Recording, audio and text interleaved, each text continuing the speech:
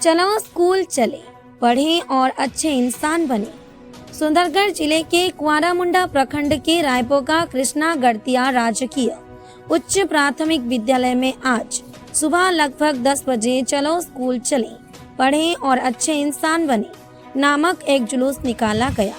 इस जुलूस में छात्र छात्राओं, शिक्षकों और अभिभावकों ने भाग लिया। रायपोगा के सभी छोटी बड़ी बस्तियों में जाकर 0 से 18 वर्ष तक के बच्चों को इस जुलूस में माध्यम से जागरूक किया गया। स्कूल में चलो स्कूल चले, पढ़े और अच्छे इंसान बने कार्यक्रम का समापन हुआ।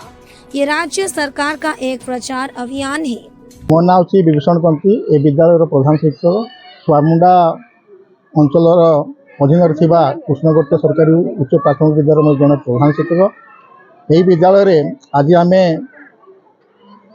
आस आम स्कूल जीवा कार्यक्रम अनुष्ठित होती। अभिभावक तथा छात्र छात्री और शिक्षक समस्ते भाग नहीं।